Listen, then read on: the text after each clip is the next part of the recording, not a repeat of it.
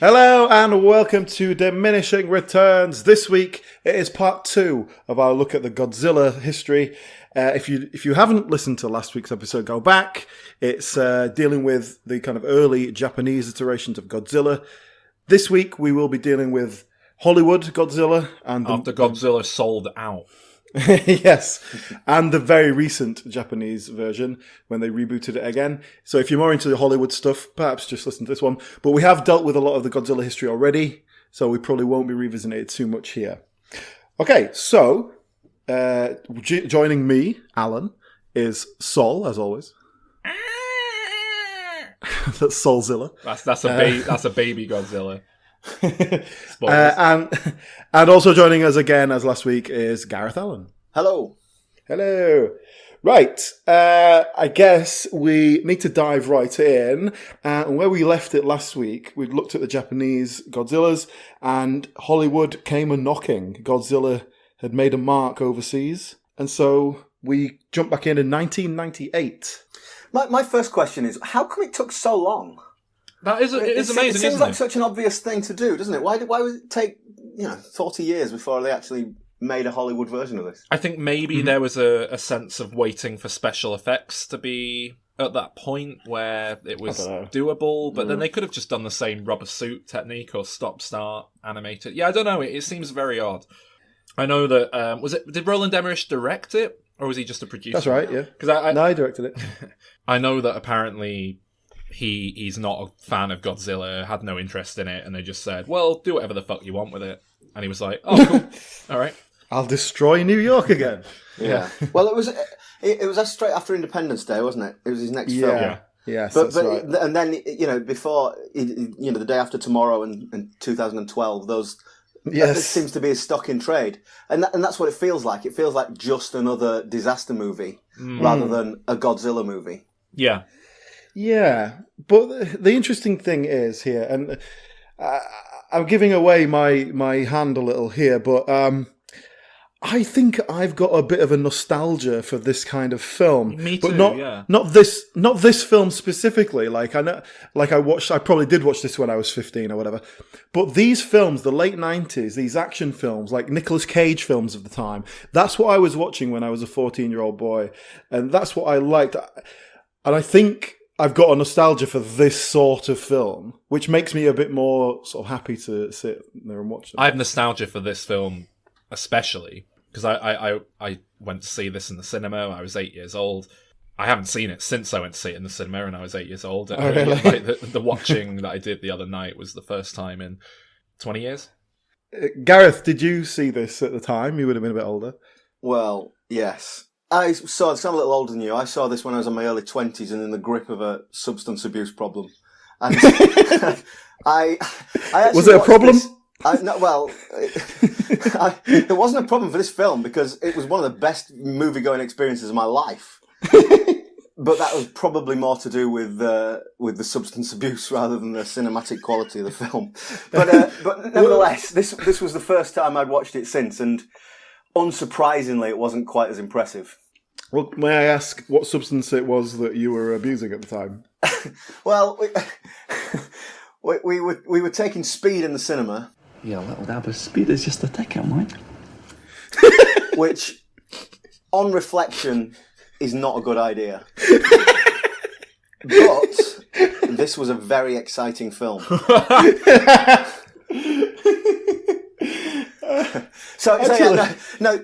So I watched this, 20 years on with a mortgage and a child, and it's a very different experience. Okay. Well, this could be a new podcast. Films on speed. Well, it became a bit of a regular thing. So probably the 3 best films of my entire life all come from the summer of 1998, and they are Godzilla, Armageddon, and the Matt LeBlanc version of Lost in Space. What a trilogy that was.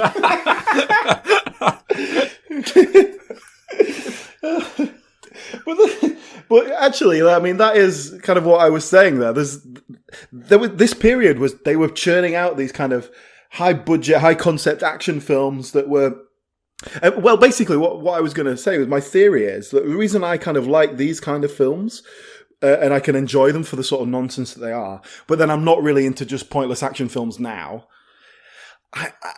This is a bit of a half-baked theory I'm not sure about, but I think it might be to do with CGI. I think nowadays the CGI is so good that they can go, oh yeah, 2 massive robots fighting each other, yeah, let's do that. Oh yeah, destroy the whole city, yeah, let's do that.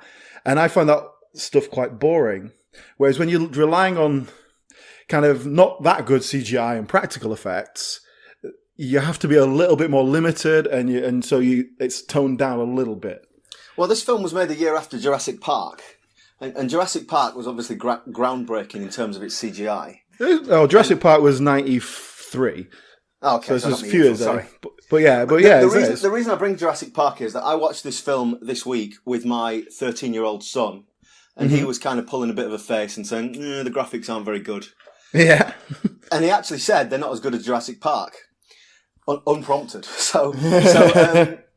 Well, it's an obvious comparison because Godzilla is very dinosaur-like. Yeah, to be fair, Jurassic Park is an particularly insanely high bar. Like, it still trumps modern films a lot of the time in terms of its effects. Yeah, definitely. So, it's maybe not the fairest barometer for special effects, but this is a big special effects-driven film, and it had the money to do in this film. So. I thought the Godzilla kind of held up for the most part. The bits that seemed shoddy was when.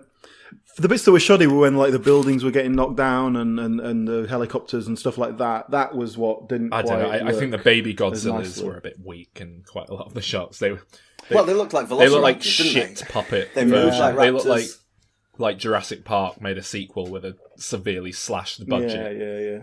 Well, it did, didn't it? It was shit. Yeah. So okay, we've sort of rushed to the end there a little bit. So let's break down Roland Emmerich's Godzilla a little bit. It is very much in that late 90s. Oh yeah. Oh god. Action film mode. Not only it is one of the most 90s films I've seen. That there's repeated product placement for Blockbuster Video throughout the film. Yes. That is very 1998. Yes. It's like having product placement for Tipex, isn't it?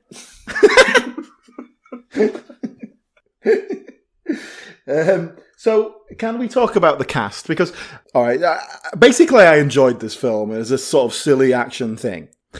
I think if you put a good cast in this with real personality, it could be a really quality film. A bit like Independence Day. I think Independence Day sold so much on Will Smith. His personality carries so much weight in that film. And Jeff Goldblum, of course. So here, we have Matthew Broderick. Look, I'm not to get too far ahead of things, but I think this film has quite a good cast. In fact, I think I'd take this film's cast over Independence Day. I guess there's no Jeff Goldblum here, but... I think, yeah, but the thing is, right, there's loads of Simpsons people in it, which you obviously like. I think you probably like Matthew Broderick because he's in The Producers. And The Lion King. Yeah. Jean Reno, no problem with him. He's spot on. That's exactly what you want. Yeah. But then, like, the female lead, no idea who she is. Never seen her in anything else. I've never seen her in anything since. And not great. It's not like, oh, she's great. I wonder why I've never seen her.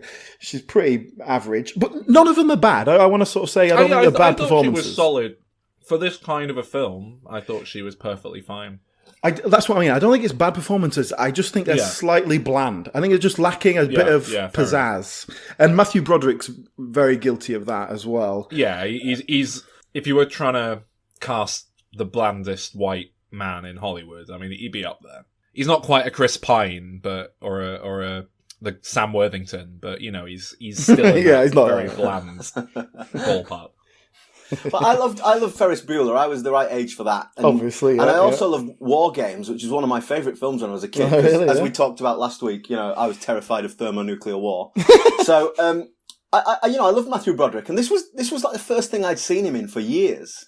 And I was a bit disappointed. Like you say, he's just a bit bland and a bit nothing, isn't he? Mm. Well, I think that's what he is. I think even looking back at Ferris Bueller now, it's like Ferris Bueller as a character is very cool, but Matthew Broderick doesn't play it like that. It's a sort of weird disconnect that I think makes that's what makes him cool, is that he's so kind of like nonchalant and not that interested in all the weird stuff he's doing. So yeah, in 1998, apparently he was the top choice for this role.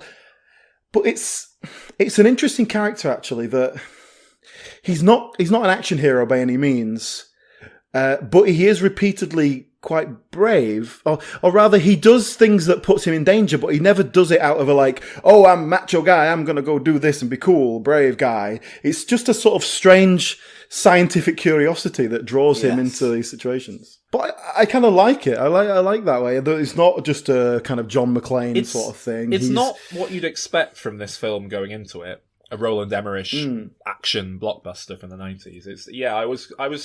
I noticed it. I thought it was kind of surprising. Let's talk about, maybe you will know, Sol, why are there at least 7 members of the Simpsons cast in this film? I wish I could give you an answer. Is it just a coincidence, or was there some? There must be a shared casting person, or someone got cast, and then they said, "Oh, we need, the person playing this comedy role's dropped out." Well, I've got a mate. It must. There must be a story behind it. They were still mates back in 1998, weren't they? I went looking for an answer and I couldn't find one. I'm afraid. I did try and dig this up for you. I came up empty. I've got a little quiz prepared here. Should we jump in? Oh, okay, go on. Can you name? There are 6 in total, unless I've missed anyone, but I don't think I have. There are 6 in total actors who have appeared on The Simpsons and in a Godzilla film. Oh, in any Godzilla film. Should we? Do you want to go taking turns back and forth, or do you just want to? Yeah, go on then. All right. Who wants to go first? Should we give Gareth? You can go first because Alan. Well, Harry Shearer. Harry Shearer's in this film. He is Harry Shearer, voice of countless Simpsons characters, including Mr. Burns, Smithers. Okay, well, I'll go with Hank Azaria then. Yeah, Hank Azaria, one of the lead roles in this film, bizarrely enough. Yeah. When you finish your quiz, I want to come back to that because I have questions about that. Yeah, Hank Azaria, of course, voices the problematic Apu, Mo Sizlak, many other Simpsons characters. He's one of the big heavy hitters of the cast. All right, Gareth. Well, Nancy Cartwright was in this, wasn't she? She was Harry Shearer's secretary, so presumably they were going for dinner. She has a weird little cameo as Harry Shearer's secretary. Right, that's the 3 obvious ones. That's it. I'm guessing now. Okay, give us a clue. Is that it from that film? Are we looking at the other films now? There is one more from this film, but you do not see their face. Oh, I was thinking maybe Matthew Broderick's popped up in The Simpsons or something, but is it like a newsreader or something? No. It's a voice act. Is it someone who's vocal performance in both? Is it whoever the hell does Godzilla's voice? Oh, can I guess if it is? Yeah, go on. Is it Frank Welker? It is Frank Welker. Bloody hell! How does he know that? Frank Welker does every animal noise in Hollywood. That's Frank Welker, basically. And I don't know if he voices the Godzilla or if just the Godzilla babies, or they just got him in to voice a little, like a fish or something in one scene, but he's in the film apparently. All right, so there's 2 more. I'll give you a clue. One is from the 2014 Godzilla. One is from one of the Japanese films. Well, I would guess Bryan Cranston has been a guess. Bryan Cranston, very good guess. Yes, Bryan Cranston is correct. He is the one guy, surprisingly the only guy from the 2014 Godzilla to make it onto The Simpsons. He's been he's been in at least 2 episodes, I think possibly more, of The Simpsons. Once as a sort of James Bond character, once as himself. Once as Walter White from Breaking Bad, but in a live action bit of footage. Okay. I was going to go Ken Watanabe, but obviously not. I actually mentioned this last one in our previous recording. So hang on, we don't really pay attention to what you're saying. Was it from one of the older films? From one of the Japanese films, yeah. One of the old More ones? Specifically, it's from the English dub of one of the Japanese films. Oof, so someone... Oh, you told us it was someone who was their first credit. What's his face? Sulu. Yeah, George Takei. George Takei, yes. He has been on The Simpsons at least twice, probably more at this point. He played Akira, the sushi restaurant waiter.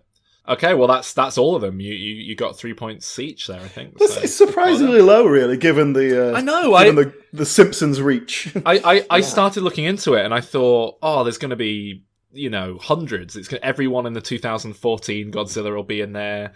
Yeah, I was really surprised. Most of them are, 4 out of the 6 are from this 90s film.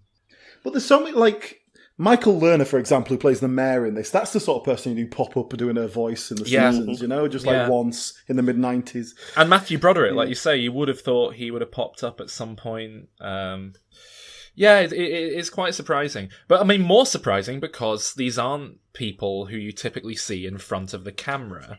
Harry Shearer has... Harry Shearer popping up as a newscaster makes sense. I think he's played a newscaster in pretty much every film I've ever seen. Yeah, or a disc jockey or something. Yeah. He's got that voice. Hank Azaria's in plenty of stuff as a straight actor, isn't he? He pops up from time to time. I'm not saying he's very good in those things, but, he's made a career for himself. But the only thing I can think of Hank Azaria in terms of film rather than TV is The Birdcage, in which he plays a very big comedy character. You're forgetting something. Another big film that he's in. What's that? Sorry, what's that? You got something in your throat? Chicken bone? She's got a great ass! Of course he is, yeah. I forgot about that. Yeah. Why'd I get mixed up with that bitch? Because she got a great ass! And I've also seen him in The Smurfs. He played Gargamel. That's right, you did have seen that, yeah. And he was in Dodgeball, which we watched recently. Oh, he is in Dodgeball, yeah. Not a big part, though. No. He's a flashback, young Rip Torn. Yeah. As I look at the cast list, the thing that strikes me is that if you take out the top 2 or 3 lead actors, there's quite a lot of comedy actors in there. The Simpsons guys we talked about, and Kevin Dunn, he's in lots of sitcoms, that sort of thing. Like you say, Michael Lerner, he's the guy who pops up in an episode of everything. And this film had a very odd comedic tone that it felt like films trying to. I was going to say the cast matched the tone the film seemed to be going for. I'm not sure they quite hit it though. They seem to struggle with the balance of the sort of light-hearted action. Well, there's Michael Lerner makes a big joke about, oh my God, that's the goddamn Chrysler building, as New York is falling to the street. As an aside, I don't think they would have done that after 9/11. But I was going to make that point. Would this film be anything like it was if it was made a few years later? Yeah. Nevertheless, the mayor just seemed like this odd comedy character. It just, it just seemed too light-hearted. But even Michael Lerner, he's playing Mayor Ebert. Yes. And he's paired up with a lanky bald man who he keeps bickering with. And I've looked into it, and that was some weird sort of Siskel and No, that Ebert. character's called Gene. They was calling him Gene. Yeah. And Gene won't let him eat any more sweets because he's getting too big or something. It's very odd. Yeah. Is that piss off the critics? Is that what you want to do with your film? I don't know. Deliberately antagonising. I don't know if it was meant as a sort of fuck you critics or if it was meant as an affectionate, hey, you guys are going to love this. It didn't feel affectionate. I doubt they liked it. If I'm going to look it up now, I want to see what Siskel and Ebert gave this film. Do you want to guess? I reckon it's going to be 2 thumbs down, but... 2 thumbs down. No, I'm going somewhere in the middle there. You reckon Gene loved it because they made fun of Mayor Ebert more than Gene? No, because Gene's the one who's the ineffectual, pointless one. He keeps sort of saying, why do I keep you around? Well, Roger Ebert gave it 1.5 stars on his website. So that's definitely a thumbs down from him. Well, it doesn't sound like they liked it anyway. Well, nobody did. There's comedy characters all the way through it. I mean, Harry Shearer definitely played for laughs. Hank Azaria and his relationship with his wife, that's mostly laughs. Jean Reno even he's the broadest comedy performance in the film. That stuff worked more than most of the comedy in this film. I don't know if it was necessarily that great. It was there's a scene early on when he's looking at a box of food and he picks up a donut and goes, "No croissant." And it's funny because he likes croissants and he's French. And then this guy goes, "No," and he sort of makes a face. And I just thought, he's American. And then he has a grumble about the rubbish American coffee. Yeah, that's good. But it is French blend. I'm alright with all that though. It was fine. I think that's interesting though. We talked about the Americans being the bad guys in the Japanese Godzilla films. and they very quickly set up the French here as the baddies. Yeah, the French have been doing nuclear testing. This is when they were still being called cheese-eating surrender monkeys, wasn't it? It was before that. By the president. But even like Matthew Broderick, there's a few, he's throwing gags out. Yeah. Well, Matthew Broderick's a comedy guy, really, isn't he? I can't really think of a serious turn from him. Yes. Oh, you've clearly never seen War Games. War Games is a comedy. It's a family comedy. The other element here it felt very out of place now, which, as you alluded to earlier, a pre-9/11 world, they really embrace the idea of collateral damage and friendly fire. Yeah, they don't give a shit. Most of the damage done to New York is by the troops trying to kill Godzilla, and they often just shooting each other just because Godzilla gives them the slip. You know what I found amazingly bizarre in this film? So when I was younger, I remember a friend of mine at school said she went to see the film and she cried at the end when they killed Godzilla. And as a kid, I was like, what? It's the monster. What's wrong with you? Watching it again, it's like, no, I get it. Because this film, it doesn't shy away from the fact that this is a wild animal. It's not even like it wants to eat people, per se. They feed it some fish and it's not interested in eating humans. It seems it's just like a wild animal. And then at the end, they're like, we have to exterminate every last one of them and kill them all. And then the film seems to acknowledge to some extent that that's not really fair. But this is something we've seen in almost all the Godzilla films, that trying to find a balance of like, yes, we've got to kill this, but we don't really want to, but what we're going to do. Yeah. I don't think they really managed to get the balance between both sides it just feels very messy in this film, but I was surprised they even acknowledged it, that there was a side of letting the thing live and not just killing it for the sake of it. That's it. I mean, what my notes I put was like, at the end of the day, this heroic victory is still wiping out an entire species, and it always leaves a bit of a bad taste in the mouth, no matter how you do it. And I think in 1998 you could get away with that quite easily, and I just don't think you could these days. Just that simple 20 years. It's just, people are so much more mindful of like extinction and ecological factors. Yeah, well, not to jump too far ahead, but we're not trying to kill Godzilla in the second attempt at launching an American Godzilla. Oh, have you guys seen, by the way? You probably haven't, but in the time since we recorded the previous episode and this one, Toho have just set up an LA wing of their studio to try and make American co-productions based on their films. No one quite knows what it means for the future of these Godzilla the American films they're making at the minute, but it's all quite odd and all right. So we might be getting a lot more Godzilla, if not Rodan and King Ghidorah. So are they bringing with them all their, I use this word loosely, intellectual property? Yeah.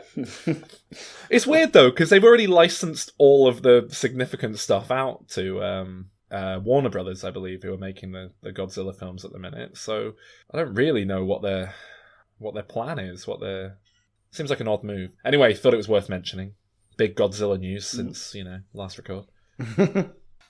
Well, can we talk about the Madison Square Garden scene? Because it almost felt like the film was over, and then suddenly there's another half hour where they've got to kill Godzilla again at the end. These eggs to deal with, and that felt like a very self-contained scene that was, almost like that was the starting point of the writing process. How do we get to this? And on its own merits, it wasn't a particularly bad set of stuff to sit through, but it just felt like this is like this half-hour tangent at the end of the film, but then there's another half hour after it, and just get on with it. Part of the problem with that is it is so contained, as in literally physically contained. All these babies give birth and they manage to trap them in one building. So you never get the little baby things running around the city and terrorizing people bit. It's just a little bit of like, velociraptors in the kitchen scene. I was going to say it's the kitchen from Jurassic Park that they seem to model the whole thing like on. The puppetry isn't nearly as good. And then there's two French guys who suddenly we've not seen until now. Suddenly they're at the back. They might have been wearing red shirts. You know? Yeah, exactly. Yeah, all the characters that you don't know who the actors are. We need a couple of grisly deaths. It's a character. I had a full-on sort of flashback to my childhood, though. You know when you watch a film and there's something that you just completely forgot about, and basically there's the bit where Matthew Broderick gets in the lift. And then the door opens, and then there's some more little Godzillas eating popcorn or something, and they look at him. They look at him, and he goes, "Wrong floor," and presses the button. And when I was an 8-year-old kid, I was cracking up. That was the funniest thing I'd ever seen. Wrong floor. I was probably saying it all night on the way home. Wrong floor. Oh God! God, imagine how annoying Saul was when he was a kid. Wrong God, floor. He must have been as irritating as shit. Ding dong. Ding dong. Mum, look, it's Matthew Broderick. Wrong door. Oh, he's gone. I loved it. So then I completely forgot this film had that in it. I completely forgot about anything in this film. Got to that sequence, and it was like, it was this mixture of emotions. It was like, oh my God, it's that scene, and I loved it as a kid, and I thought this was so funny. And also like, oh man, this is really shit. I liked some right shit as a kid. Jesus Christ. So I've got myself. I can't remember now because it's. So was it after the Madison Square Garden scene that suddenly Godzilla appears from nowhere again, and we have to? Yeah, they kill Godzilla, and then it turns out Godzilla wasn't actually dead, and Godzilla gets up again. Well, I can't remember what happened to him in the first place, so I'd forgotten by that point. I think they shoot him or something, and he falls over, and they go, "It's done." And then they're like, "Right, day saved." And then Godzilla kind of opens his eyes and goes, "No, I'm back." What do they do? How do they kill him again? Shoot him. They get him stuck in the. Oh wait, they get in a taxi and then he just follows them around like a toddler chasing a pigeon. Yeah, because Godzilla's somehow smart enough to know that they killed indirectly. They are responsible for the death of his many children. So he's got like a personal like vendetta against them now. He's also much slower at running than he looks. That car is keeping ahead of it the whole time. How do they kill it? I can't remember. Is this the one where he's on the bridge and they shoot him on the bridge? Oh yeah. Is that this one? Yeah, it is. Yeah. Doesn't it? I mean, that happens in a lot of them, but yeah, I think you're referring to the end of this film specifically when you say that. How did you feel when they blew up all the babies and it was like, right, we've washed them over with a bit of fire, so they're all definitely dead? And it was like, it was just kind of like, I don't quite buy that the ones on the edge would be. I don't quite buy that they managed to keep them all in there in the first place. Well, that too, yeah.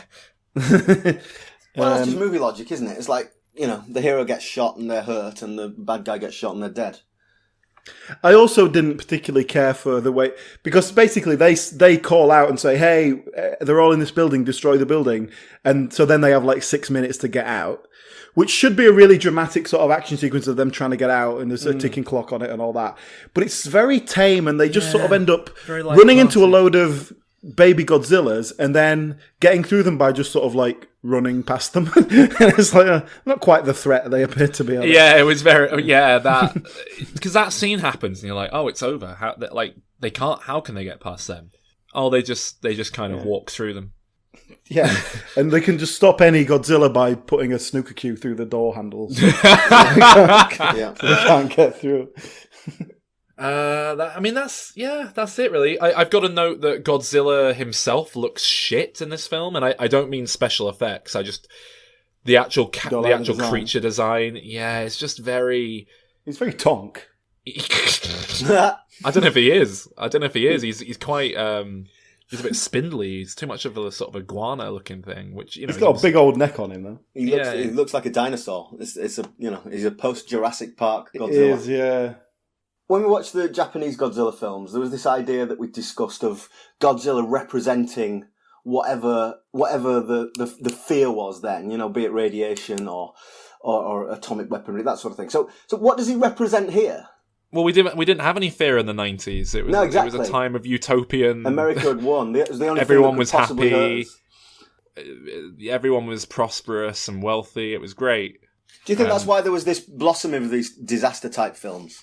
Yeah, because there was no real threat, so to make some up. Yeah. So let's. But I think Godzilla an outsider who comes to New York and has loads of babies and expects you to feed them. I think the intention here is that Godzilla is much like the original film. It's a comment on our hubris as man and what have you. I think this takes more of an environmental bent, so it's more. Yeah. I think it's born more out of, hey, have some fucking respect for the planet instead of blowing up nuclear bombs everywhere. Whereas the original was more concerned with, really, you're making these weapons that can kill everyone? I think the underlying message of this is like, oh, Godzilla, he's bigger. Yeah. I don't know. I think right. Roland Emmerich that's is as deep as it gets. I think Roland Emmerich is quite a proven track record for making heavy-handed films about the environment. I don't know if he actually cares about the environment at all, or if that's just like an easy go-to way of justifying what happens in his films. But a lot of his big disaster movies are just like, global warming, the Mayan calendar, we didn't respect the calendar. I suppose today that is the equivalent, isn't it? The sort of pervading fear. That's the equivalent of the Cold War in the 80s, or the radioactive fallout in the 50s. Yeah, but wasn't in 1998. Maybe it was for Roland Emmerich, ahead of his time.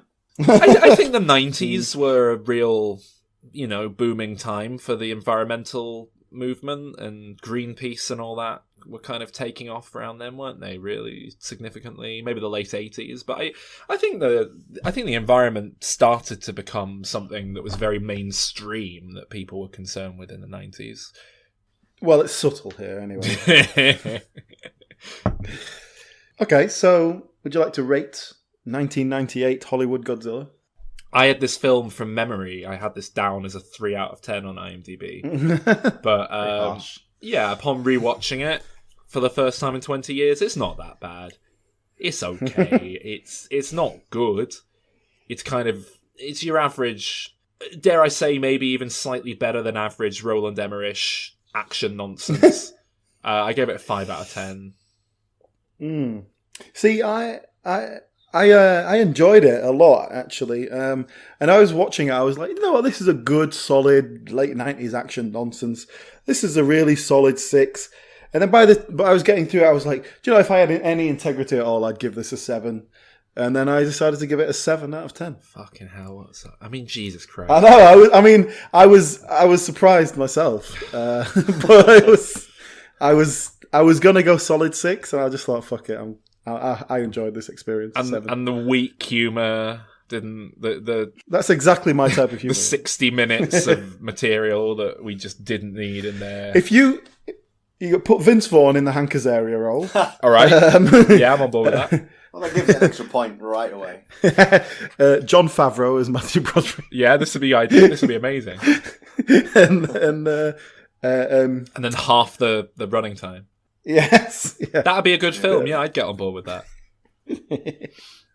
Well, from memory, I'd given this 314 out of 10, apparently.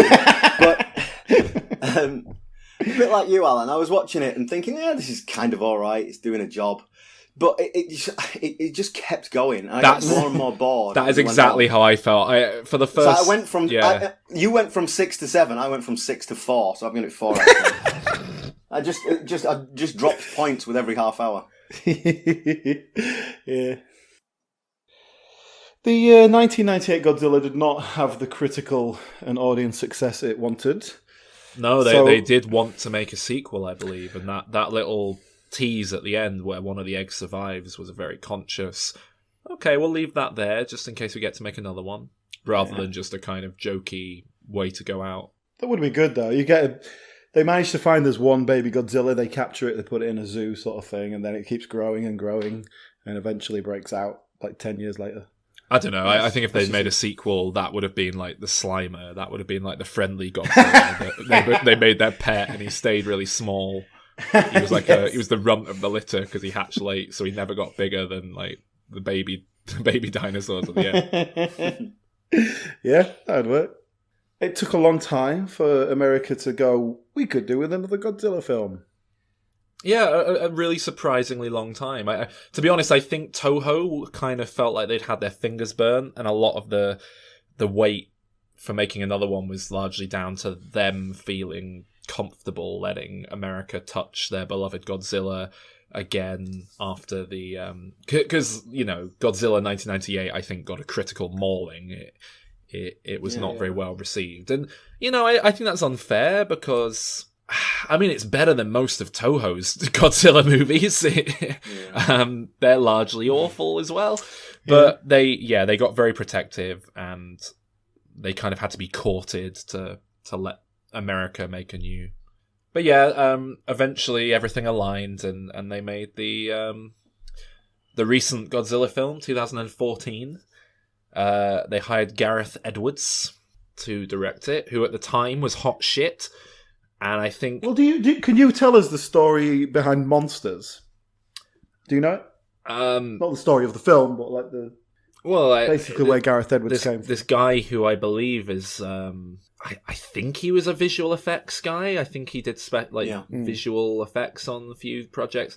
He got the money together to make this incredibly low-budget film called Monsters. He did all the visual effects in it himself. It was about these two people who go walking through this. There's like a meteorite with some monster shit on it, and this area of the planet becomes infested with monsters, so no one will go into it. It's like quarantined, and then these two people, for whatever reason, have to traverse it. They get, I don't know if an aeroplane crashes or something. So it's basically a whole film of just two people walking through the jungle, and then there were very few effects in and it. Then some. It's a human film. It's about a human relationship, and the monsters are almost just in the background. Yeah, I mean it was sold to me as being about a human story with monsters as the background, and then I got there and it's like, oh, it's not even that. It's just people walking for 2 hours and nothing happens at all, and they don't even talk to each other. All right. This film's awful. So I hate Monsters. And not only do I hate it, but like the two people I dragged to see it at the cinema with me and like convinced to go were Connor Murray, who's done the show, and Calvin Dyson. And you can bet they were not happy. Calvin was furious. Oh, it's just bloody walking. Yeah. So... Well, just to be clear, he did Monsters, then straight off of that, or the sort of success of that, did Godzilla, and then Rogue One. And like Rogue One, I can imagine there's a lot of people looking over your shoulder there, giving notes and stuff. It must be. He hasn't got any other films announced in the pipeline yet, so I think he's at that point where he's probably going to have to go back and make a little small film to prove he can still make films, and he wasn't a fluke, before anyone's going to let him make anything significant again. But Rogue One did well. Everyone liked Rogue One. Rogue One did well, but it was behind the scenes fucking mess, and they basically had to kick him off and bring a new person in to do significant reshoots and salvage the film. And my understanding is they really did sort of save it in the edit, much like the original Star Wars. So his name is Dirt in Hollywood, basically. Yeah. Okay, so Godzilla 2014. This film, basically, it starts in 1999. We basically, they found something, some egg thing, and that's going to become a thing. And then we switch over to Bryan Cranston and Juliette Binoche. And, that's good. That's exciting. And then Juliette Binoche is kind of immediately killed. Immediately, yeah. Which is, like, in her second scene, I think, that character gets... I enjoyed that scene. I don't enjoy it, perhaps that's the wrong word, but I thought that was a very affecting scene. The emotion was high there. I'm going to be kind of laying out my cards on the table here. The first time I watched this film in the cinema, I remembered being engrossed by the first half hour. I remember being so completely drawn in, compelled. Mm-hmm. And then Bryan Cranston dies. Yeah. And then, and I'm not a big fan of what follows, but... on the rewatch, it didn't even work for me the first 20 minutes. I was just I think it's because I just knew where it was going. And it was like, I think the first time round, it was like, oh, okay, interesting. Yeah, because there's a lot of things set up, but it's like, oh, okay, where's this going? There's a lot of questions asked, and then you get the answers later on. So, yeah, on this rewatch, I just didn't care at all, and I wasn't drawn into any of that. And it's a shame, because I think the scene in question where he has to basically make that call and lock his wife in to die in this chamber because there's been this what is it, radiation leak, whatever the accident is. that's potentially a very powerful moment. Yeah, and it's like, there's a bit of, like, you have to go with it. Like, the fact that radiation leak is represented by a very visual cloud. Very bright gas. That moves at a sort of a pace cloud that of smoke. allows for drama. And then Bryan Cranston is like, I think he's a good enough actor to sell that moment, which you could so easily fuck up. So why the hell did they kill him off halfway through the film? Yeah, exactly. Yeah, which was exactly the best thing about that film, and he's gone. Which is not only disappointing generally, but it was also unexpected. So, fair enough to the film. It got me there. It was like, oh shit! I think it's meant to be a surprise, but it's bad structure. If anything, it's not. It doesn't feel like some clever Coen Brothers-esque thing where they're subverting your expectations, but they've got a grip on what they're doing. It just feels like, oh, then he died, then this. And the major problem with it is that's the point you realise that the son character is going to be your main character. It's like, oh shit, yeah. This is the guy we're following. Fucking kick-ass leading the film. The blandest. Well, no, that's not true. But he's top 10 blandest lead roles in Hollywood. Do you know? I looked at him. I was like, I have no idea who he is. Looked him up. It's like, oh, it's the guy from Kick-Ass. Obviously, he was a lot younger, so he doesn't look the same. But if he's bland, I guess he's bland. But the character is bland. The character's like a jarhead grunt. He's not. Yeah, give him the credit. He's not got a lot to work with that role, And I mean, I have questions about this guy's the character because we're introduced to him. We find out that he's just come back from serving wherever for 13 months, and so he's got this little boy, this like 5-year-old boy who he hasn't seen for over a year. Then immediately leaves again. The phone rings. I'm off. Sorry, love. Yeah, and that little boy and the wife barely factor into the rest of the film either. To be honest, you kind of keep waiting for the big payoff where they. I mean, they do come back once or twice, but they're not relevant to the story. There's no need for them to be there. There's a really weird little scene or a couple of scenes where he suddenly adopts a child on the tube. Yeah. And very odd. Yeah. Spends more time with that child than his own one. And but then that finishes and is over as quickly as it begins, when the kid is like, oh, look, there's my parents. Yeah, there's no emotional payoff, is there? There's not even a hug. Really weird. I don't know what that was about. I don't know what it was trying to say. I don't know what was it trying to make. Because if it was trying to like, oh, look, this guy is good with kids. He's very caring about strangers even. But we kind of assessed all that anyway. And I don't know, it was really weird. I don't know why. I do think it's a save the cat moment, but it's like halfway into the film. It's like we've been introduced to the character. We've already realised we don't like him. It's too late to show us he's someone we should like and be rooting for. And we've already seen him basically abandon his own child. not quite that cold-heartedly, but he's happy to go and serve at a very dangerous job that might kill him. Yeah. What about the we have Last Samurai as Dr. Serizawa. Yeah, and Ken Watanabe. Sally Hawkins. I love Sally Hawkins. I'm a big fan of hers. Yeah, she's got nothing to do in this film. Yeah. And it goes back to those Japanese films where you've got that female character who just sort of sits there looking pretty and does nothing. Yeah, I mean, I think everything she says, everything she adds could be put onto Ken Watanabe's character, yes. Yeah. Given how little she has to do, she does it very well and brings quite a bit of character through. Very true, yeah. Compared to, say, the lead, who... But that is yeah, down to a good actor. And Ken Watanabe is really good in this as well. I think he's sort of got a stoic feel to him. And he's the voice of morality in all this. It feels like a jarringly small role for Sally Hawkins, but that's only because we know her from the little British film circuit that we're aware of, and most of Hollywood isn't. And now she's been Oscar nominated for The Shape of Water, which was very much a couple of years later. Who the fuck is this actor that is suddenly in a big notable Hollywood film in the lead? I guess Made in Dagenham wasn't that big in America. Yeah. So. Well, we haven't really talked about Godzilla yet, have we? Particularly, or rather, the things that Godzilla is coming to get. Yes, so we haven't really dealt with all the plot yet, have we? No. So let's get onto that. Let's do that. All right. Well, so basically, there's a point where they find there's this base. There's all this spiel about all these things feeding on radiation and blah blah blah blah blah. We know they're about the nuclear accident we see at the beginning, where the nuclear power station gets damaged. again, yeah, there's this whole thing about it feeding off radiation. Yeah. Which still doesn't make sense. I mean, we know something's coming, you know. Bryan Cranston's been studying these noises, and he says it's talking, it's communicating, it's not just, you know, it's not just like Earth's plates moving or whatever.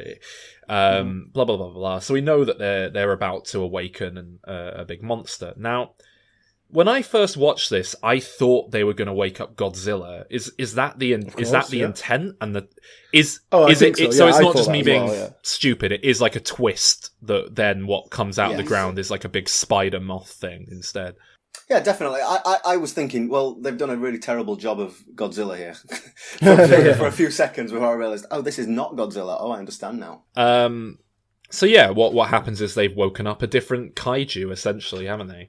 And then Godzilla appears as our saviour, as he often did in many of the Japanese films, to fight back. But we don't... Sol, does this kaiju resemble any of... Because obviously it made me think of Mothra, but clearly it's a little bit looking like a big psychedelic moth. Does it resemble any of the kaiju from the Japanese films?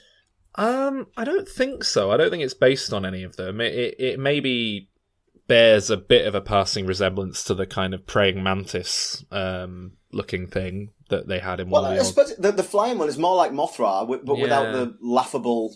Yeah, if you were trying to do Mothra seriously, this is... Yeah, exactly.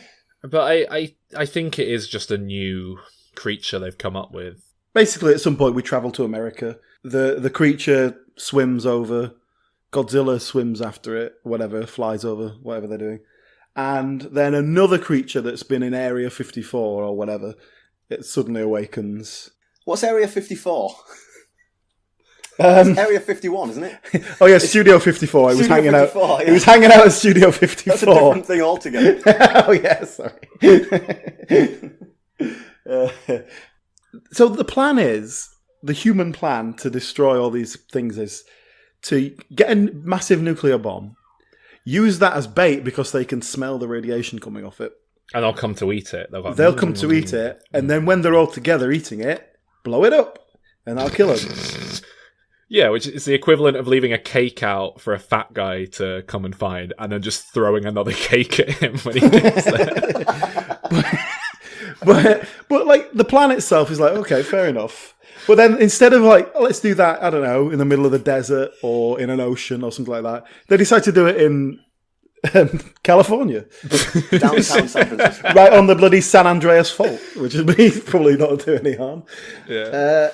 And the other element of these this monsters that is kind of new is that these Mothra things are giving off an electromagnetic pulse thing, which blows out electrics. Very frustrating, isn't it? Real inconvenience for everyone in the area when their electricity goes down for like a few minutes at a time. I think the film seems to want you to think it's like a real threat. Well, there's a threat if you're flying a fighter jet just above it. Yeah, and I mean, I guess it's bad if you're in a hospital and you're trying to make life support work, but... Well, I think the primary reason behind it in terms of a film plot is that they can't just leave this weapon there and then detonate it remotely. They have to have it on a wind-up clock thing. And that means your people have to be right there, like with it. Till right and they can't end. And they can't send the robot mecha Godzilla in to fight it. Oh yeah, yes, of course. You have to rely on humans. Yeah. So as it happens, our hero, who was emotionally involved with this right from the start, is also the only white weapons expert in the area, and. You know, he's obviously been in Afghanistan or whatever, defusing bombs, but he's also an expert on nuclear weapons, so that's handy. He works... Hey, a bomb's a bomb, Alan. They're all the same. Is that Yeah. He's also very familiar with clockwork timers technology. Yeah, well, timers are a part of the bomb, aren't they? That's the sort of training you get in the US Army. Is it? Yeah, very thorough. I mean, there's a whole like long action sequence of getting this bomb on a train and then moving it around a bit, and I was never quite sure what was happening, and because all of a sudden, an action like sequence? the whole point was that this bomb would lure them in, and then it does, and they're like, oh no, it's lured them in too early or something. We need to still put it on this helicopter and get it over here. There's all sorts of stuff going on. and none of it very, very exciting. No. I'll tell you what we haven't talked about yet. We haven't talked about Godzilla and, you know, how he is manifested and how he looks and all that sort of thing. So what You did said think he of was him? Tonk in the previous film. Now this is what I would refer to as a Tonk Godzilla. He's very tonk. He is fucking massive in this film. I think he looks a lot better in this. I think he looks a lot more in keeping with the spirit of Godzilla. He looks less dinosaur-like, doesn't he? Yeah, he's more like a big behemoth, otherworldly monster, yeah. He looks like an alien rather than a dinosaur. Yeah. Now, basically, at the end of this film, of course, you know, Godzilla saves the day, and he defeats the other two things. The film just tonally shifts gear for like the 12th Did that come as a time. surprise to you, just as much as me? Because I didn't realise until the end that it was Godzilla versus these other things, and we were just in the way. I kind of had that, because I think Ken Watanabe sort of says something to the effect of, oh, he's going there to hunt them. And I was like, oh, okay, they're doing the big kaiju thing, they're going to have a fight. But then he gets there and he like grabs its mouth open and like breathes lasers into its face, and I was like, was pretty good. "Oh, we're That making was pretty cool. So it's a silly film, that. is it?" I like that a lot. Because if we were gonna do silly fun, how come the first hour and a half was so fucking po-faced and interminable? Maybe throw a bit of humour and fun into the film leading up to this point. Well, the problem was that they fight for about half an hour, just one thing and another, and then he beats them by just like smacking one with his tail and then grabbing the other one, ripping its face off and heat raying it. I was like, well, where was your heat ray 20 minutes ago? We could have finished early. Warming it up. So it just felt like Godzilla beat them a little bit too easily after they were fighting for ages. I mean, look, I've spoken to people who like this film, and they always say, "Oh, it's fun. It's good fun. It's silly fun." And it usually comes down to that moment where Godzilla grabs its mouth and like gives it a kiss of death and shoots fire into its mouth. And it's like, that's one moment in a 2-hour film. It's a very slow, dull film that takes itself very seriously. And then there's maybe 3 moments of brevity at the end where Godzilla is fighting them that come out of nowhere. The tone in this film, it's like it doesn't know what it wants to be. It's really like, I think it's a very stern tone that the film strikes up until the very end. And everyone's celebrating Godzilla then, and they're thanking him, and they sort of sing him back into the sea. Yeah. It's not even like Godzilla arrives and then the film becomes fun. It's like Godzilla arrives and it's deadly serious and everyone's terrified of him, and it's only the very end when he lasers that thing's face off, and it just I don't like this film. I think this film was one of the earliest warning signs of like the end of my relationship, because I remember I didn't like it coming out of the cinema and I was really annoyed with it, but my ex was into it, and then she got very funny that I had a different opinion to her, because normally we were fairly aligned with stuff, more or less. And I was sort of like, hey, look, it's all right. You can have your own opinion. And she was like, but don't you think blah, blah, blah, blah, blah? And she said something. And I can't remember exactly what it was, but I basically just pointed out why there was a plot hole and that didn't make any sense. And then she went really quiet for the rest of the night. It was as if somehow me pointing out this thing that was wrong with the film had like proven that she was like stupid or something in her head. She got really fucking weird about it. So then we just weren't allowed to have different opinions about films ever again. Like, she just had to. It was very weird. It feels like you're carrying a bit of baggage into this song. I mean, just thinking of the dates, that was what, 4 years before you broke up? Yeah.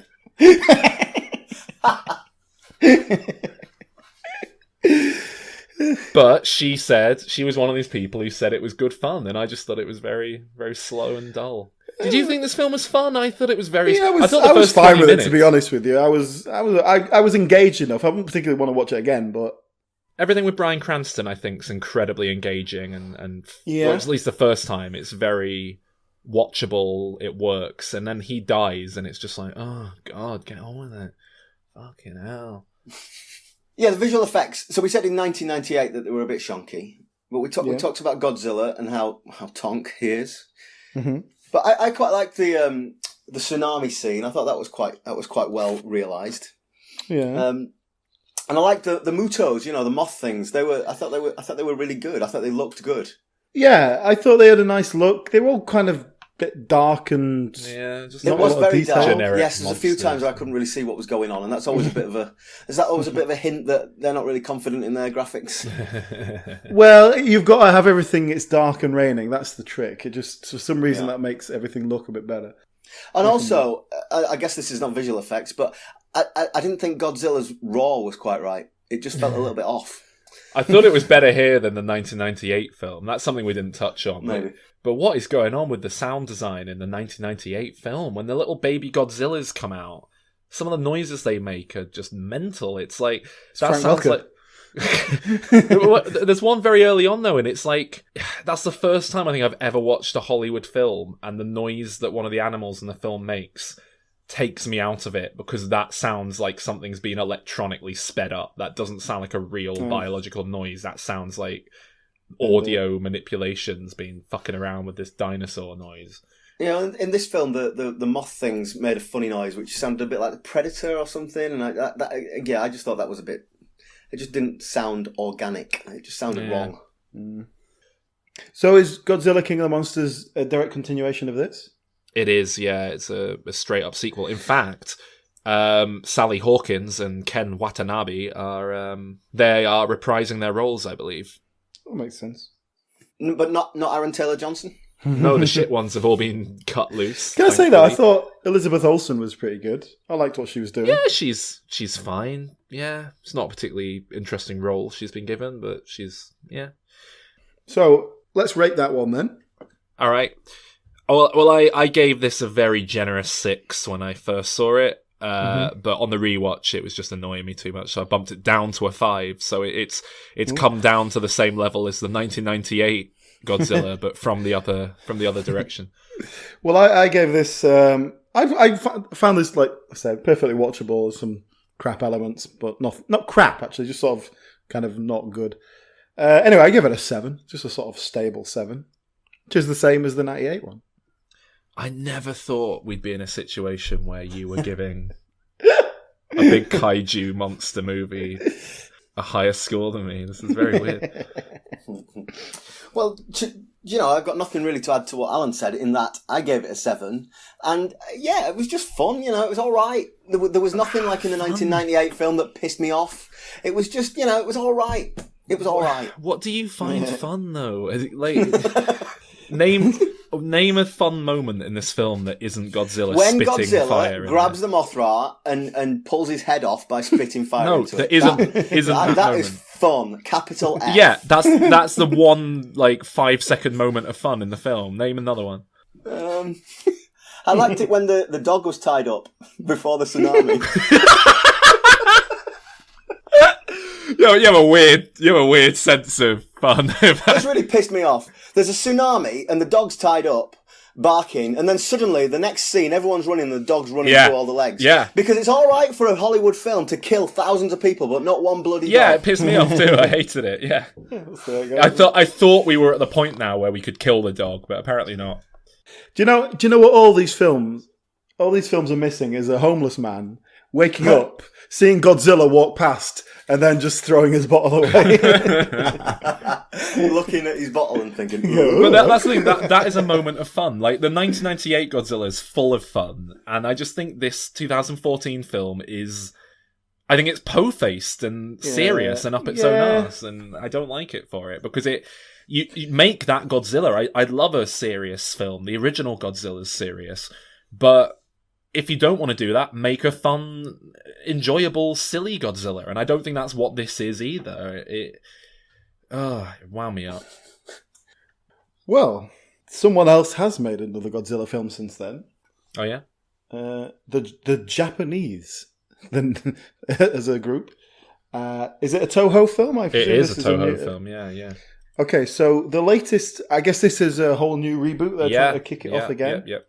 And they made a film called Shin Godzilla, which I don't know what the Shin means. But, I think it the Godzilla again. I think it translates into something like it's something like Godzilla's Revenge or something like that. But it's for whatever reason, it's just called Shin Godzilla, even in English language territories. They just went with it. Right, so this was made in 2016, and it was a Japanese production, designed for Japanese release. Obviously, it's come over here because it's Godzilla, but wasn't a big thing. Okay, I went into this totally blind. I didn't know what to expect. I didn't know what I was getting. It was a new modern take on Godzilla. I was very surprised at how much of a willing to cut itself loose from the original film's Godzilla this was. It really is like quite standalone and willing to just like... This was totally it's willing to just fuck around with the legacy of Godzilla as well. I thought it was going to be a lot more like, oh, here he is, and it's another one of these, but... Yeah, I mean, it is a true reboot in the way that this is... Godzilla turns up and they're like, "Oh, what the fuck is this?" Yeah, it's this like bog-eyed. It's not like, "Oh, it's this thing monster. From the 50s." It's not like you look at it and go, "Wow, cool." Yeah. It's like you go, "What the fuck is that?" It's got like proper googly eyes, and the way it moves is like a fucking. It's like it's made out of jelly on it. There's different manifestations, doesn't it? It like evolves as we go along. But the first manifestation is ridiculous. The big reveal of the monster as it comes out of the water. I mean, I laughed. It was ridiculous. The face reveal, yeah. It's just I laughed, eyes, and I thought it was the bad guy that Godzilla was going to turn up to smack the shit out of. That's the thing. It took me ages to realise that was Godzilla. I think that might be a cultural thing. I bet that's got some sort of design history in Japanese monster. It looks a bit like a Japanese dragon type thing, doesn't it? It reminded me of. Have you seen Attack on Titan, which is another Toho property? Well, it reminded me very much of that. And do you know the broad premise of it is that there are these giant zombie-like people that just like they don't talk or behave like people. They're just completely monotonous, but they're trying to get through this wall that's been built to protect this village, and if they ever get in, they just eat people. And a lot of them have just got these very similar broad, like blank stares, and to be honest, they are fucking creepy. And as humorous and ridiculous as Godzilla's face in this film is when he first appears, it is creepy, it is unnerving, it's funny, but it's in a kind of, I think it's a knowing way. So I think you're right. I think there's a kind of cultural thing going on here where where we read something as being absurd that's maybe taken a bit more seriously. I mean, the important thing here is that this film is not particularly an action film. It's really a sort of tense political thriller. Yeah, it's weird. Yeah. It's definitely... This was my favourite. I'll lay my cards on the table. I love this film. Oh, okay. Yeah, as did I, actually. The reasons that I loved it were really nothing to do with Godzilla. Yeah, it was all about the human element. I think this is what brilliant. Godzilla is at its best, and I think this is what the original Godzilla was. And I think this is probably the truest... modern take on it. The truest modern take on Godzilla we've ever had, like, since the original film. It really is that. There's this monster... There's an element of spectacle with it, but that's not why you're here. Yeah, it's something of a MacGuffin. It's more political commentary, and that's it. And the bulk of the film is this kind of, like you say, this kind of tense political thriller. It's these people in the war room. There's a very, very blatant satirical streak. A lot of this film is very. It's born out of the way the government handled the nuclear spills that they were dealing with after the tsunami a few years ago when they had to deal with a load of power plants leaking material and what have you. My understanding is this was kind of a direct response to that, and there's a lot of cultural references that are probably going over our heads to do with their politicians and what have you. They seem more concerned about jurisdictional debates and who should be in charge and who should be making the decisions, and we need to involve that group. And you have this... You have this charade where the same people are moving from one room to another to have a different meeting. Yeah, because that's where we have those meetings. That's where we have those meetings. Yes, we need to involve this person. Let's go to that room. And I really liked all that. And I don't know enough about Japanese culture to say I really got everything, but. I think I know enough that it was all about bureaucratic red tape, and there was definitely a lot of stuff about like honor and hierarchy and deference to your superiors, and and respect that is given rather than earned, and all that sort of thing. And definitely an idea that a younger generation is rebelling against that. And this film is very much saying, hey, let's sweep out the old, bring in the new, because they've got more modern ideas. I really liked all that. it played really nicely, and I got enough of it that I understood it. Yeah. The only bit of this film that I really didn't like was the American element, and we can talk about the female character in a minute, but it wasn't just how ridiculous she was. It was almost like that's when it was flagging a little bit when we had the Americans involved, and I don't know whether that was deliberate. Like the Americans were seen as in a way they're the bad guys. They've just got this casual indifference to Japan and how they're going to resolve this. Yeah, and I think because we don't see the American side of it, basically the Americans say, okay, look, we're going to deal with this, we're going to drop a nuclear bomb on it, and we're not really giving you a lot of choice. And I feel like in any real life terms, that is not a decision that would be made lightly, even by an Americans, like to drop a nuclear bomb on Japan of all places, particularly like a city, a major city in Japan. We never see that side of the story. We just see the end result of it. So I guess that's deliberate as a little bit of satire, throwing a bit of shade at the Americans. Yeah, the Americans are the bad guys. Yeah. But shall we talk about the female character then, the presidential aide? Well, So the idea is that she's a Japanese American, so she is on the American side, but obviously she can speak Japanese, which helps the plot. But when she actually speaks English, she has an accent so thick it's almost indecipherable, and she is very clearly not American. See, that's interesting because I saw the dubbed version of her character, so I didn't get that. She just has an American accent, but so does everybody else. Well, that's an interesting difference then, because she, like I say, it was a really thick accent, and you could almost not understand her. Our friends are progressing with an effective deep freeze plan. I think this country is betting on it.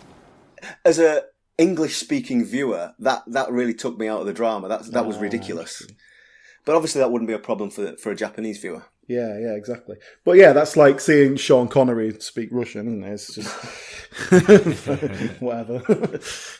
Oh, well, that's interesting then, because for me that was the most ridiculous element of the film, and I really disliked that character. But did you not have that then, Alan? Not exactly. I must admit that's probably the weakest bit of the film, that whole character, and she's sort of flirting with one of the guys at one point, and like I'm not sure what all that was about.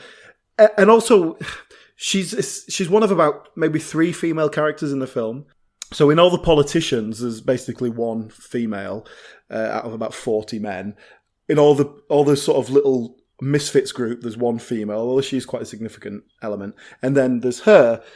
And there is definitely some element of women are not respected, and so they have to prove themselves even more so. I got that from it. Did you guys get that? Well, yeah, but isn't that reminiscent of all the films? But this felt like it was acknowledging it and saying, hey, women can do stuff too, I mean, I don't know how many women are in the Japanese cabinet, but I would imagine it's not 50-50. Yeah, well, Yeah. Maybe I'm being unfair there. I have no idea. Yeah. Yeah, but that, I don't know. I just felt like that character was a bit too involved. She was very expository, that character. Yeah. The whole show don't tell thing. She was all... There was a line, I wrote it down. She said, "I won't see a third bomb dropped on the country of my grandmother who lived through it." Yeah. Wow. Yeah. That's pretty on the nose, isn't it? That's giving you a lot there. Yeah, fair point. Shall we address the Godzilla creature? Because it does go through a few iterations. Yeah. Yeah. So as we said earlier, it first comes out of the sea as a sort of sea-dwelling thing. It has gills, a weird face with bug eyes. Yeah, and it just kind of awkwardly burrows, wriggles around through. Yeah, along because the it hasn't really got floor in any. a way that's... It hasn't really got any arms. Yeah, the way it moves is also kind of quite comical. And it's a really shuffling along, isn't it? It's a fucking bizarre thing that they've come up with to say it's Godzilla. But the thing is, if you saw that in a Studio Ghibli film, you wouldn't really question it, and I think it would fit in that. So that's what I mean. Well, I think it probably owes more to their kind of their history, yeah, you're probably right, or their culture.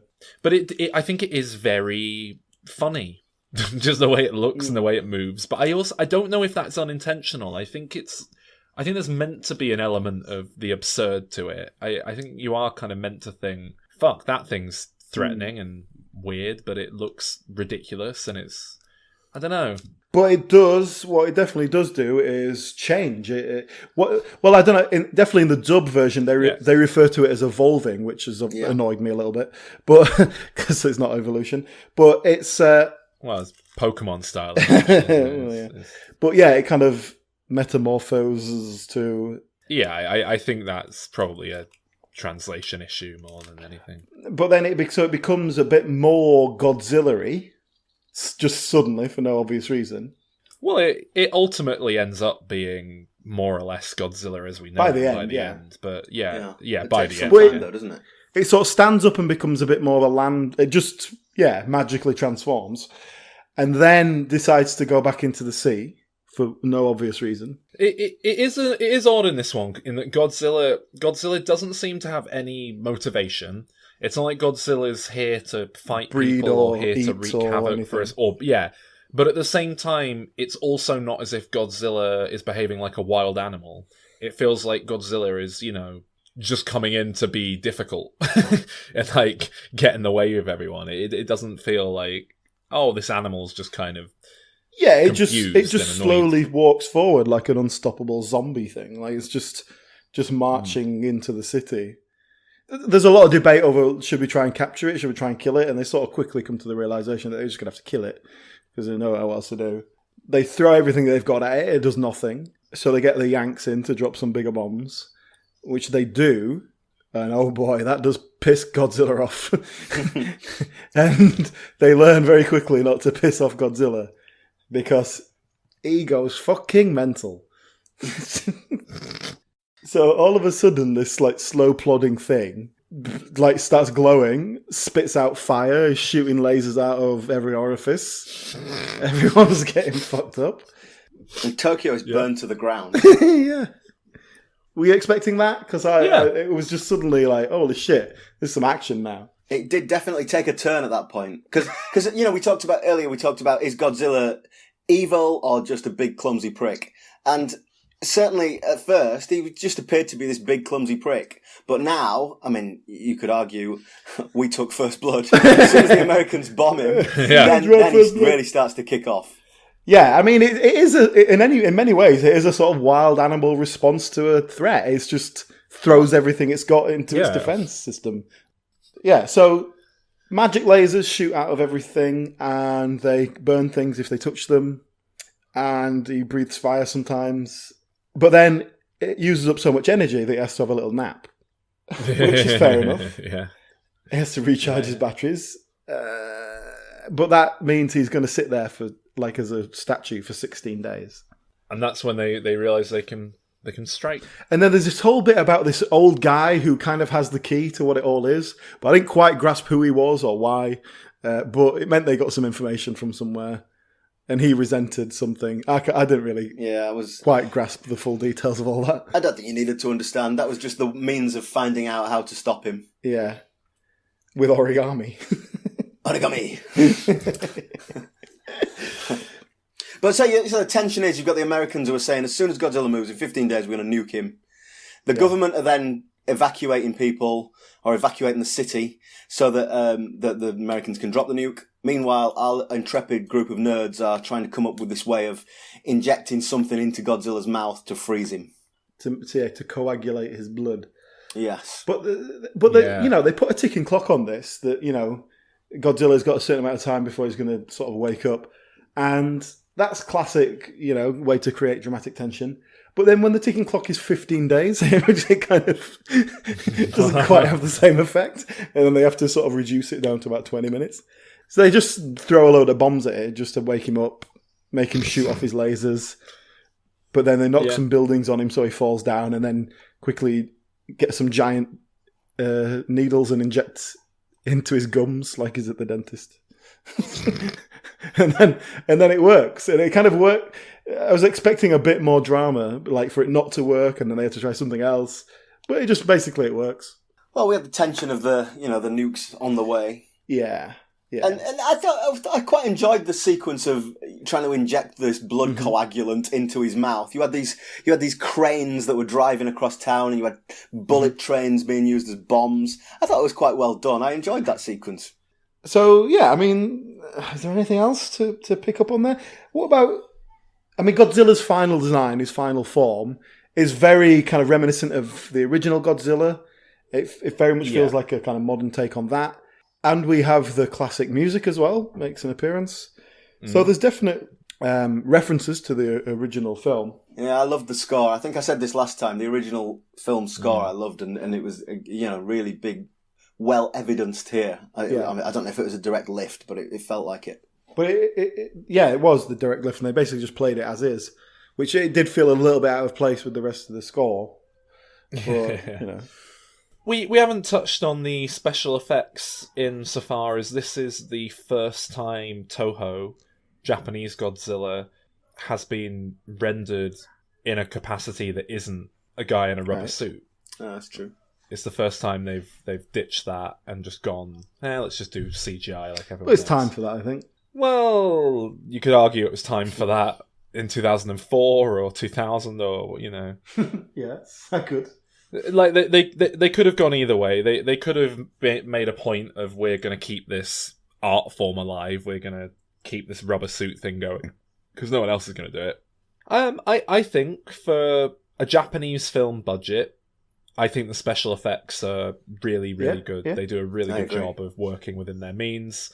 And they do quite a lot. Like when the original monster's attacking, there's like cars getting thrown around all over the place. Yeah. And it's just when it's coming up that river channel and the boats are getting thrown around. I thought that was a great effect. Yeah, that was really well done. Yeah. So, I mean, not only do I think this is the truest interpretation of Godzilla since the original film, I also think this is the best Godzilla film since the original film. I think it's the one follow-up to Godzilla that I'll really stand behind. I'll give it a very, very solid, respectable 7 out of 10. I mean, I agree with what you said there. Basically, I gave it an 8. Fair enough. But this is what I want, really. I'm not a big action guy, so I was fine with in terms of the tone. No, completely. I'm the same. This is what I want from Godzilla. I want a little peppering of crazy monsters and effects, but really, the core of the film's got to be the human story, and I love the kind of satirical edge to it, and this is what I want from Godzilla as well, weirdly enough. This was by far my favourite. I enjoyed the original, but I enjoyed this one even more. I thought the visual effects were great. I really loved the score. I thought that Godzilla himself was well realised, and we talked about the sort of slightly funny first manifestation. But when he was true Godzilla, I thought it looked great. But like you, Salt, I thought the human drama was the bit that really grabbed me, and I've given it 9. I probably would have given it 10 because I really loved it. But the Japanese American woman just kind of took me out of the drama a little bit. So, but definitely a strong 9. I really enjoyed this film. Nice, very good, very strong. Going out on a high there. That's quite surprising. I wasn't sure how you guys would feel about this one, but I'm glad you liked it. I mean, so Shin Godzilla 2 was announced and was moving ahead, and then Toho just sort of turned around and were like, "Nah, we're gonna change their mind. mind. Try and make that Hollywood money instead. We're gonna do Marvel. We're gonna do cinematic universe that no one needs." So it's not happening anymore. This is just going to be a weird standalone Godzilla film, and that's fine. So that there's this whole thing with copyright, I think Warner Brothers have got a deal to do whatever they want with Godzilla till 2021 or something like that. And now it seems to be, and I guess Toho moving an office to America and everything's part of this. It seems like from 2021 onwards, they're going to start trying to make a big shared universe of Godzilla films. So they'll probably make a big Hollywood / Japanese Godzilla film, and then they'll probably make a Mothra film, and then they'll cross them over, but it won't work because everyone thinks of Mothra as being a sort of bit player in the Godzilla world anyway. So yeah, I mean, we'll see what they do, I guess. But I'll tell you what I'd really like to see. A remake of Shin Godzilla in Britain by Armando Iannucci. That would be outstanding. That'd be great. Yeah. I would love it. It would be amazing. It would actually genuinely. I mean, they could probably do an American version because he was over there doing Veep, wasn't he? And he's in America now. Yeah. He is doing it. Yeah. Well, no. Sorry, he's not doing it, but yeah, the people he handed it off to carry on with is still. But just embracing the political satire element of it and really going satire rather than political. That would be. And there's there's a lot to draw on at the minute with the current clusterfuck that is the British government. I think you could really draw some modern parallels there. Yeah, Godzilla is a metaphor for Brexit, I guess. Yeah. He just sits in the middle of the English Channel and stares. Yeah. But yeah, I mean, that's what I'd like to see. Malcolm Tucker shouting at Godzilla. Oh, that would be amazing. You scaly cunt!